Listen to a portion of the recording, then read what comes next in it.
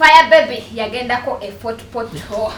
mu COVID-19 bana nje omwana kye yatukola nasoka yekubye obufaananyi effort poto yamunyumira nga tutera amabina agajjudde poti oluzigati galiko ekyapa wano wabbali yagakubako ttatu kati nze agenda okukuwaza nga olina ttatu kabina ayagikuba yali atunuddewa those are things we look at nenga embaga erindeko oyina ttatu kabina ngikuwasize yagikuba yali atunuddewa nti yagikubawa simanyi yagikuba eno omwana ebigodogodo biri mu mabina ge naye mbwayagala tula people being overconfidence okitegera a present is over ki confidence bamwanya okudduka n'ayita waalina okukola ki okukoma yebawinirwa jimbo simanyi this is my life nedda your life becomes ours once your body traumatize our eyes inspiring abakazi abalina emibiri egyo eminene nabo babeere proud okulaga emibiri gyabwe nesooka ogenda ofuna empeke n'empiso zitereeza ebinnya amabina gaddewo buto butya wate bamukuba empiso ya mulalama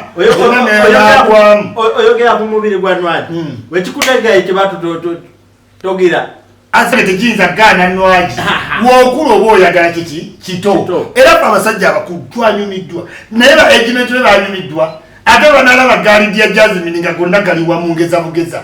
we banalaba agashiba Spice Dana wanajjamu nga batandika okukola comparison gwe ng'ogudde yakola byo kusooka yandirinze bali lya Jasmine bakunama ba Spice n'alyoka ajja anti Fabiola wagira mu abali ku nsi kuno buli wamu mubamu abagala ekinene mubamu abagala nze gadi si nze toiza nane masake go mulira waliwo abamu nafuye amataka tajja ye njovu nene akakira katini kakati nzeze nyini kiwini Nwaji era nabi kyakola nanyumirwa cause mweno age bracket sinza nyumirwa onalinga ali 15 ki years kati Winnie Nwaji chovola banga Museveni bikusasira bimunyumira akirabange ekiye 18 do you get it aha kati nze nanyumirwa byonna bekyakola nkola ki binsanyusa kuba tutuleyo kulanchi twagala bano batadde wali azinezi tumufuwe tiwanje twagala kirala but his age mates wachuulira uyali omutondoza bali omukyalo ne bamuwalula wansi bana bale bakwekuya waliwo ebifaananyi awo mu lukubo wasuka okiwulira naye tufe twatambulira tuga kale confidence yeri okirungi obe ne confidence mpiso zaki misozi anti beba abaana bebazaalira mu bitooke nga balina obulwadde bungi tebatwala mu malwaliro okiwulira najja nga bajjanjaba kimu misozi kati fele tuyina you will scare me atayina chola sakula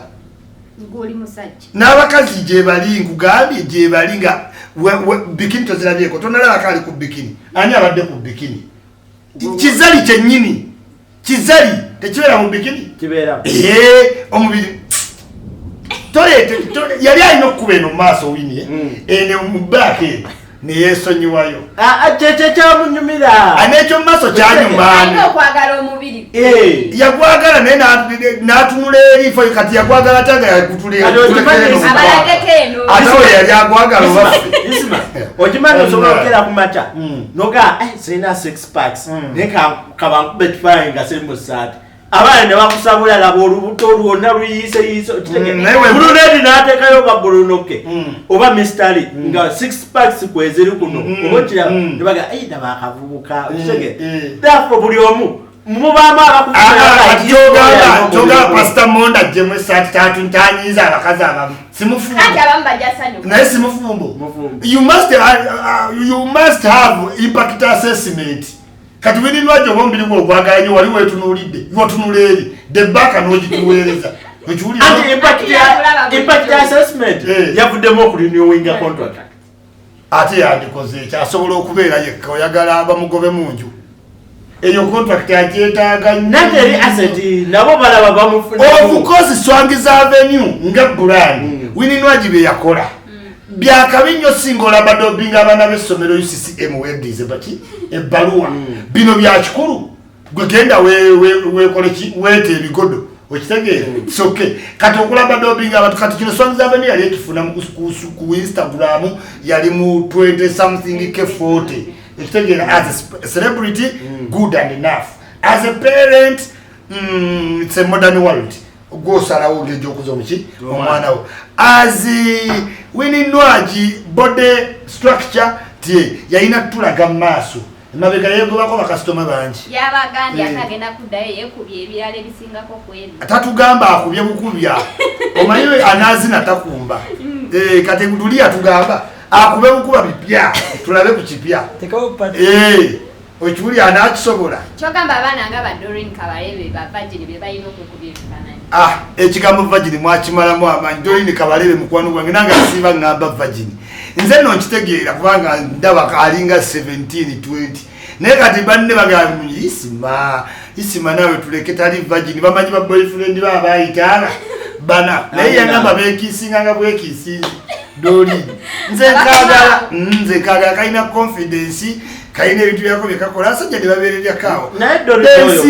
transferringa Doreen oyo mukulu si wa myaka gino ekyo koyizo kimbula kati mbalabira mu AGM mukaddiwa abantu tandika obbalabira mu AGM mutala Museveni ffenna tuyita bazzukulu yekitegeera anti kati ebintu Doreen Kabalebe byakola ne famire gyavaamu tobisuubira muvaamu gwotakisuubira ye famire ye ekisuubira olabye abadde ki ensi kugambe tugenze mu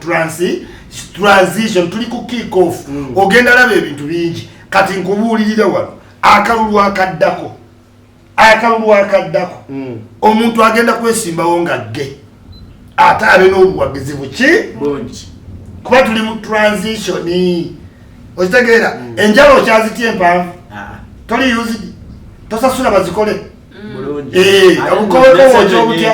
obukowekowo kyabutya imagine nga muli wasooka obbulaba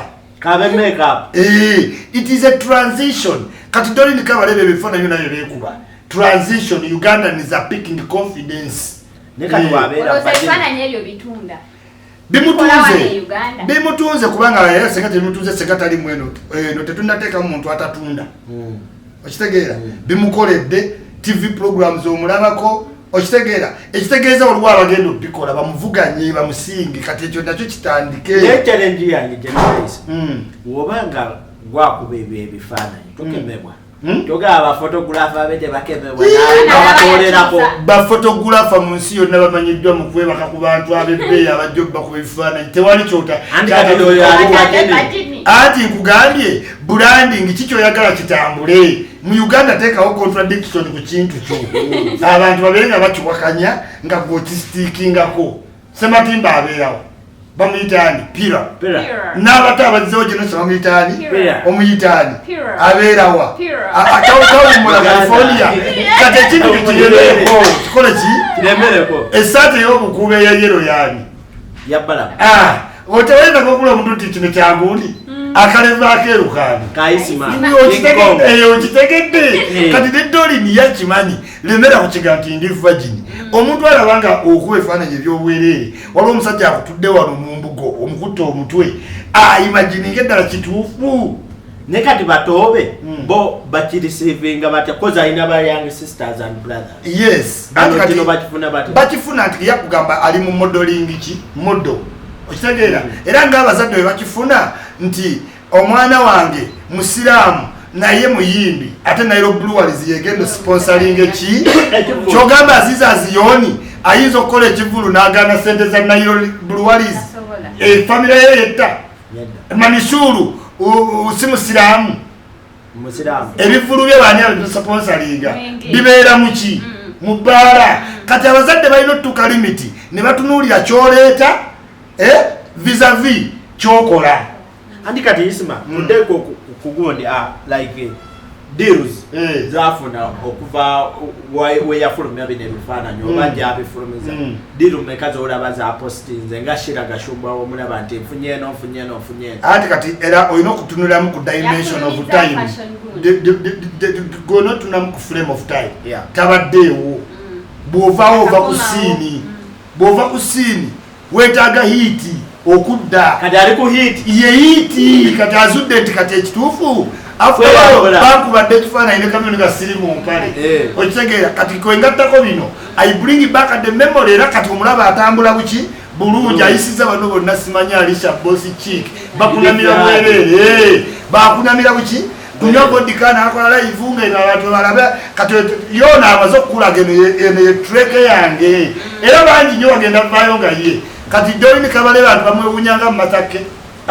ye bamutwalanga wakola ki wali katataga seko ganti vagino kimanya yinza okuinspiring abantu omuntu namanya nti ne wobera wekola boto osobola okusigala nga oli ki wekuumye. Do you get it? Yes. In that instance, era ye wamwita kutiva ajja kugamba inspire many kubanga wala bangi nga wajjamu engoye baba bagenda mwebakako kati ayinza okugamba onazijja namuli bamukuwa ebifaananyi n'atakolawo kintu kyonna okitegedde. So in a different perspective goyinza obutalaba nga inspiringa naye nga ate ali mu inspiringa koze ensi eri mu transition. Kati kankubuuze Nicki Minaj, Cardi B, Lil Wayne ba-inspiringa ki abantu? Nga music omujjeeko bayimba buyimbi. Nicki Minaj kabina kanene kutambulira mu G-string kulaga bantu nti it is okay. Lil Wayne kweke nava nga inspiring your youths wrongly. Abazungu ne bagaa kimala ne baleeta Drake handsome vocals kati abaana bali inspired mu right direction. Justin Bieber kati omulabe gw'abaliri Wayne nagwogala gufedinze ki out kati abaana basala busazi bulayini ng'anyirira buki si necessary yetu buli muyimbi olina sibasibaga ki agakuwa okwekubakuba tatu okitegeera because abazungu buli kintu bamanya time impact assessment ya Lil Wayne ebadde ki ebadde nnungi mu lyrical music naye nga image imbi. Waliwo group y'abantu ababeera bamuwandikako ku social media Doreen nga bagamba oyo twamuzira ne bwakola ki twamuzira anti kati oyo ye yali mu time ye ya Doreen yamanyi nti yamuzira naye yerabidde nti tulina ever growing population okitegeera nange si bakadde bebandaba bano bakadde bebazze bavubuka ebakoze eki naye kati abanda abagayisima naye ayogera biki twamumanyira kuva ki naye kati waliwo new generation kati gwe newoba ogamba talina naye ayina. You get it? So kati oyo ayogera bwatyo abeera n'ensaalwo eri Doreen okitegeera yamulaba alaba byakola te naye atalaba bimwongerayo. That's it. Clever J yajja n'addayo yajjanga Lazaro ono gwe bazuukiza Yesu bamuzuukiza n'akoma otalina kye yakola ne weyadda kati ne Clever J bamuzuukusa addeyo akyaleyo eri family eri mu showbiz eya Mwami Mayanja nagamba nayo bennyini abazadde bafuuka baki ba celebrity. So kati the whole thing was news.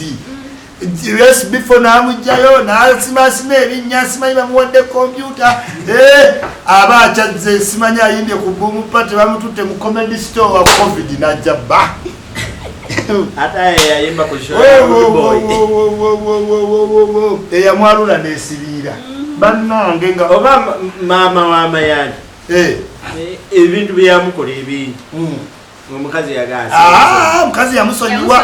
yamusonyiwa n'atwalayo nefene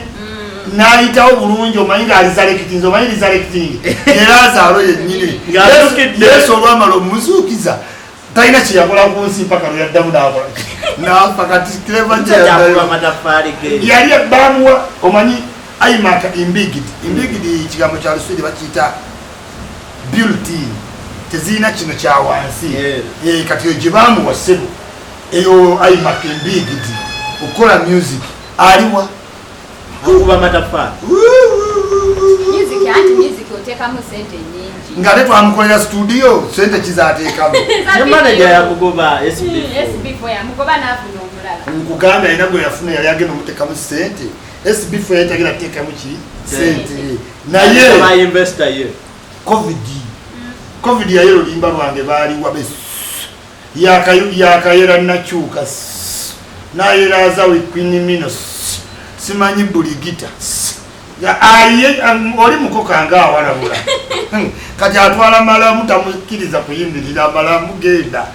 Yekitegera. Yes. Abantu bazze mu nyimba za kisiru simanyi tumbiza sound simanyi ndi muyayu ense gudde ddalu lwa covid naye tumbiza sound luyimba lulungi anti bye bigambe kati nze amanyi baaliwa wonga tumbiza sound nti luyimba lulungi bo simanyi mitima gyakaluba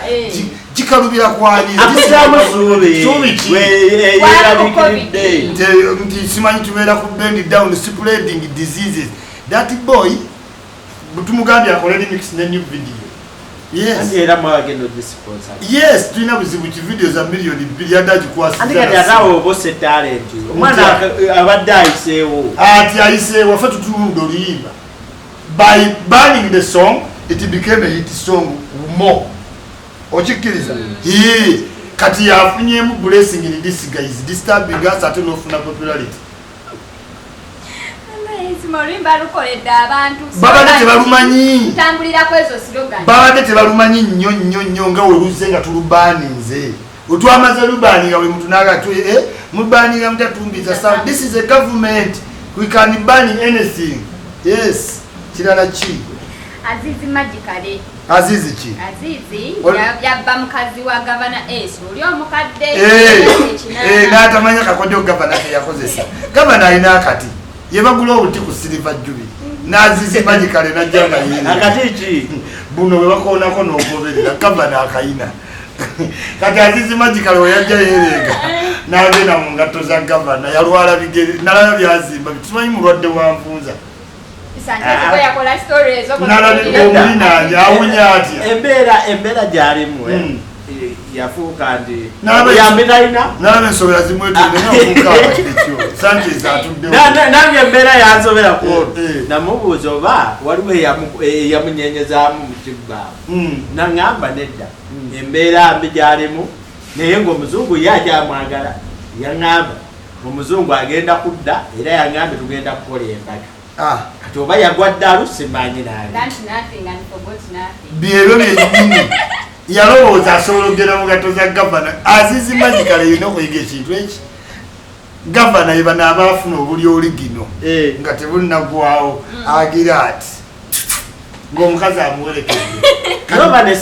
ne saala ezaavanga mu bantu eno mu pabu nazo gizirabika zamukosa nnyo. On a serious note abavubuka mulina okuyiga kati omuvubuka namulaba nendaba kyempitira ddala misguided energy. Anti bebana abavubuka abadda nina akasimu kange kanzire ku Facebook kuno nfuneyo ekizungu sibeba bokka waliwo gwempitako entindawo mbunasiibawo ng'asiimula kifaananyi kyani kya Bobby. Why are you even wasting your youthful time? Misguided ki anti abayitawo bamuwayo 2, 5, 10. but tokimanyi ti politics agera kugwa mu wiiki 2 onoosiimula ki ani agenda kuno asabeewo siyawudde. Why are you wasting time tikiri awo kitaddewo soda kisiibyawo si wootyo kati n'azizi magically ye misguided ki energy n'ogiteeka energy awantu awakyamu. I looked at that young boy, I was frustrated, I was disappointed, I was anything bad on that day. Saamwagaliza kintu kyonna saagala mbeera gyalimu nati nali saagala ne direction gyakoze eki oba ne days of fame yazikwata bubi nga ye kyegambe ti 5 minutes of fame ezo nzibu nnyo buli muntu zofuna naye ozikozeseza kira. Yes, naye nga kyali kikolwa kibi kyali kirungi nti tekyagenda mu maaso embeera gyalimu asaana omuntu amuyambe abamuyamba naye wadde engolwe namulaba ng'ayimu n'omwenge buveera akakubira ddala anti era akakubira ddala anywa gulamu ziri mu 95%. Okitege so akabeera yaja akakubira ddala ate nga tali willing kavaako. Ekirala ali depressed ali mukwano omungi ate gwayagala ndowooza ya moving on. Okitege kati osuubira ebintu ebyo tekibanga ng'oyagala omuwala naye ng'omuwala ye ya moving on kati obeera ono nga kaneerumye abeereeyo ajja kudda bakyali baabe bajja mukubira akasimu bamugambe era nti Sanchez teyekola fulokubulire Sanchez ali eri afaaye akuba omuti daifu tajanaaba tajefaako nga ye nawe okwati wagenda kanzireyo ate simuweyo ka message kali woona ddabo oti nja kubeera happy nnyo gambe mulaba akomyewo kali yembeera azizimagikali gyayitamu asuubira omuzungu ajja kuddi ekirala agamba communicatinga naye naye wotunulatunulamu abeera mu fake life ate ne life ye fake eyo life y'obwaserebu tagisobola omanyi showbiz abantu balina kamera zino nyangu naye ate zisuula era obuli abantu bangi nga boogera ebitakola ki naffe ffennyini aboogera ddaire waliwo otuga noyogera ebitakola ki nga kikususseeko kati waliwo ekintu kyotali redde fo nze ndowooza tali redde era asaana omuntu amukwateko otherwise direction gyakutte yabavuka bwogenda osanga ku myaka 3 nga yakaddiwa togeranga mu kyalo kyaggwe nosanga agement bo naye nga yakaddiwa nga muto nogamba bannaye kiki kutuuka kusakaminga nti ndabika ndi hopeless teyekiririzaamu yayagala nnyo okuyimba nti akopa bafana talinawo kintu kyonna kiringa kuyimba isi kyannaku nnyo sina kyenyinza mwogerako kirala nkwasa nnaku si papa yagendeka mocha nakuba ku masasaawo je buvuddeko awo yalwanye n'asifaali si papa wa kibuli buvubuka obwekiki obwekibuli obukulidde ku street tekakkiriza ate ne basi papa nabo bategedde nti osobola obba celebrity nga toli muyimbi edda nga bonona sente zaabwe mu kupromotinga baki bayimbi naye nga basigala mu shadow n'abiwasaako biserena bata era nebimaliriza nga bidduse n'abaki tasobola maintenance kati yagenda otegeera nti you can be a star nga toyenze ku microphone ng'okoze bukozi byabahashi papi okitegeera n'agamba baasi nange wano wenkoze eki wempiikingidde kati ezo confrontation zisuubirawo ekamocha kuba ekamocha papa ayinawo washing bay okitegeera ne si papa ayinawo business ne chairman Nyanzi business bagirimu babiri ne chairman Nyanzi weri si papa ayinawo washing bay ne chairman Nyanzi ayinawo bulimo lulimuwe ne bababi ne babobi okitegeera kati you expect confrontation yes ante kati era ekyo ekintu kyeyakola si kirungi kati olowooza Nyanzi asobola okukeera ku makya n'alumba wali ku gundi Kyadondo road kati si papa yabavubuka begambye ab'ekibuli okitegeeranaffe tuli bagere ate kati si papa abadde takkiririza mu babobi wayini okitegeera abasinga kati time emuguddeko agamba kati ne Banyanzi baagala linnyira wano kati nga gakangende kamwoca tulabe confrontation bafugani bano jukira gavumenti enoonya omuntu abeesimbamu kati naye agakanteekewolo era ndowooza omulaba kati yabanga akolera gaki saidi eno kubanga saidi ya NRM nayo nogiraga nti nawe oyinalo anti kati kyekino isima kyetwogerako nti owagira NRM naye ate ogenze olumbye gundi yooli because olwokuba olina business polisi tekutteeko okitegeera therefore ate nga polisi awo eri wali kumpitira road polisi naye erina otutegeera kino kubanga si papa gira mu level bbiri polisi weneemukwata nga ganze ndi ku bizinesi yange enkola ki emprotectinga bino bya ghetto tojja bitegeero ki offiisa okitegeera baddakiika bbiri nga yalina okukonfrontingawo si bwe busose tomulabako ng'ageze ekamoca mu motoka mu gaali abantu ne beetoolawo ne zibooda confrontation kubanga ye Bobi Wine mu proximity yeemu etegeera kati ne si papa agamba ono kikyakola kyesitakola nange abavubuka amakola ki mbayina kati confrontation gy'osuubirawo like that lugezigezi lwa lugezigezi nti kati afuuse wakabi nga we yali talina motoka teyagigaana omuntu wakuwanga emmotoka newenkuwa emmotoka nenkulengera ng'oyitawo ndi waddembe okuyimiriza negaana nakuwa emmotoka genda gwe wajeewa twale lyo lugezigezi kimanyi wajimba nati tewetaga kunzijukiza nti ndi waddembe toŋŋaana nga konga wotaŋŋaana nga njikuwa toyinza kuŋŋaana nze isima nze nenkuwa emmotoka ndi waddembe n'okkiriza nga yimirira ogiwulya emmotoka gye nnakuwa genda nagikuwa nesitagala ogibikule bikule waggulu oba wajimpa yes nagikuwa wajimpa naye tontekako mateeka nti emotoka gye wampa nagitambuliza naawe tontekako mateeka nti olwokuba nakuwa emmotoka nakoma ojogera eyange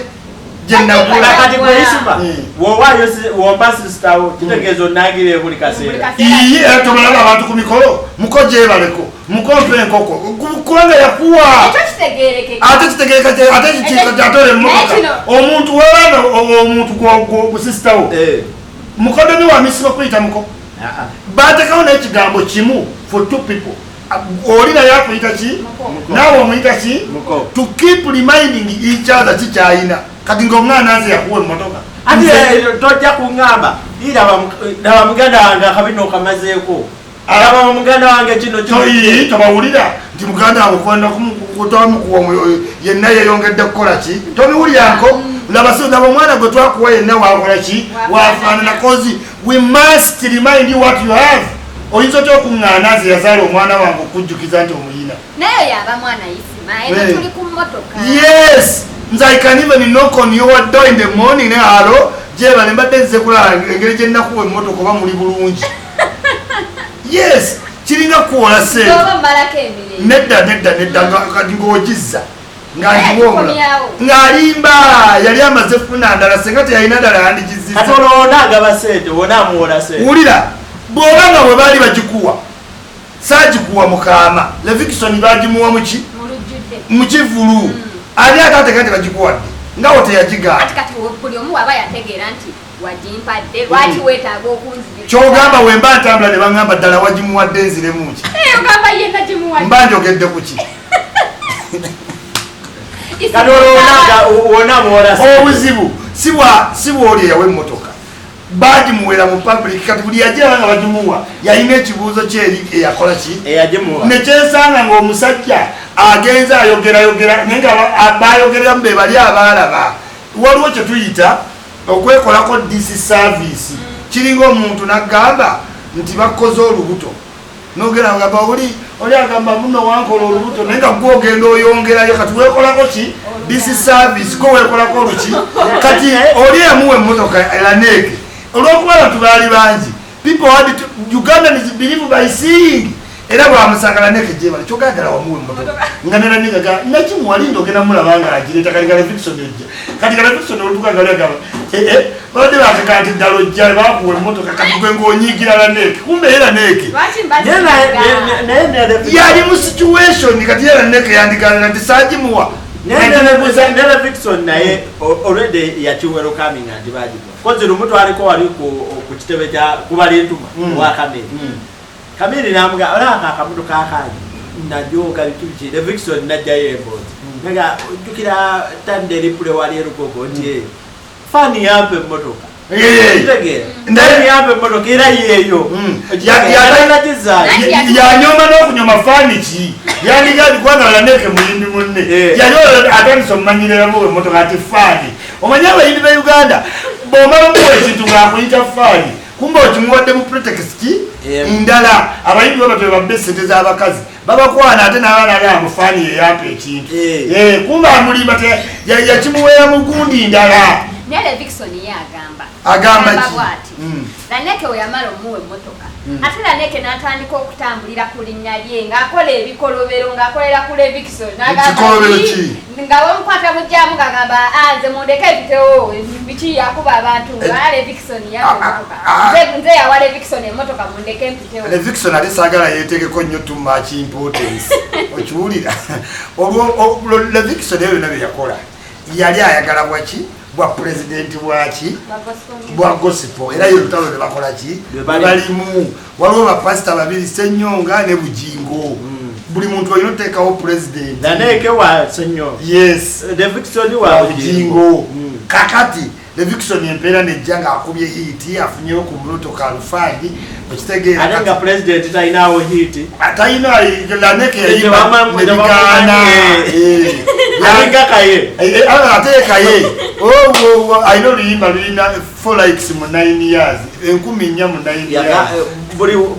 buli womusanga nagende Germany nenyibira abayimba nange sikaye mukwano gwange naye sina luyimba lulima aino luyimba genda aganaga yaluteko nanga lisirumanya luyina 4000 views in 9 years kati awo napa ku gospel music alega gospel music aina following wangisiba NRM kabala luyimba nelugenda mu million naye luyina 10 mu 9 years Nyagamba akusinga following. Nze nkuti. Mukaliza kyakola interview nawe. Nkuti. Ate nga abera ku linnya lyange. Naye nga ekiriwo. Emmotoka Levikson we yagireta mu entono. Ne bagiwakaye. Yes. Abagiwekaye bwe banaasobola okukwatagana naye wanaamugamba achunga. Netta laneke. Wabamudize emmotoka yatya nnyo kati ngate sabuka wali kaye ali ateze kati laneke yamanya nti ngeja talina iti Levikson alina feva y'abantu n'abayimbi kamuteekeko moto kaye kati kaye okumuwa emmotoka baali bamugema ageze Levikson ayogere kaye amwambale naye bamanya tajja sobola kafuta okyagiraba oba kaye laneka agenda okulaaga sirina muziki kaye tujjukira kayo newomuwakeeka afukamira newomukwata mu ngalo akolaki afukamira kati neyamulabe wambuka nga afukamidde ne bamulabe walala afukamidde wasekona ne bagamba mukangemu eki emmotoka mukangemu eki emmotoka eyo emmotoka yagema Levikson kuba ye kaye yali alinda ekintu eki ate baleka bamuwavuga musikyagiraba kaneke mugezi kaye yasanyuka nnyo okyagiraba azimbya tu nange nawagira kayaawo Levikson yanyiiza nnyo gwe Levikson tolinayo wadde sisitawo wadde antiwo kyogamba abantu bonna mu famire we balyoke mutwale eri olugezigezi nammwe okulimba ako akamotoka kyogera teriyo sisita wa Levikson akagala omusumba bukingwe yamusuubiza namugambe obuntu butono anti nekyo gatalinayo wadde kazini mu famire bonna balina emmotoka eyo amazima gali nti tulekerawo okukola obuntuntu obubadibadi obutakola naye kino kyamuwa ekyokuyiga yagula Subaru kati alina Subaru sisita waayina oba anti we kati kyenga wali omuntu wa famire waayina akakaki ne collection n'okubeera n'okujjukira memories ati isima emmotoka eno ebintu byalinga bibiri ebyakyankalanya guli Levikson omusajja akuwadde ekintu naye wagambira owaayi lero emmotoka yange envugemu kati Levikson olumu abaako ne gyalaga omusajja amukubira mpe emmotoka yange njagala agendako Masaka abadde yamuwa laneke yalina emmotoka endala Levikson lugezigezi nkugambye Levikson alina baganda be kazini we n'emikwano gwe ayina n'okuba nga omu ku baavugira mu gyayina yandisiimye ennyo nga kati avuga kali nga kagoberera ogamba singa teyagiwa abafamire ye era laneke yali mugambekirabo kyangu kigabootya omanyi ba celebrity Chameleone Gunte yamuwa emmotoka Medicine Ntongo ba celebrity balivinga ku bintu bya bwereere kyova abalwana nnyo okukola eki erinnya olivinge ku benefits zaki z'okwagalwa okitegeera yes Levikson yali teyeetaaga kuzzayo emmotoka ono gurawundi nti laneke ajogeredde kubanga baiva kyonkuwadde nti laneke ayinza n'okwogerera emmotoka naye nga sikyagenderedde olwokubanga abantu ba Afirika buli yalaba nga bagimuwa buli wasanga laneke engeri gye bagamba eri kati ovuga eriwa era nzala ayogedde tinakuwa emmotoka ne Brian White yakwata emmotoka n'agiwaani King Michael yayogera yasirika kyogamba nti King Michael ayinza okunagamba King Michael ayinza okusanga omuntu agamba emmotoka gy'olimu Brian White yagikuwa kati King Michael n'agivuga n'obusungu wampe emmotoka buli muntu anjogerera nedda mutwalize muwule ogezigezi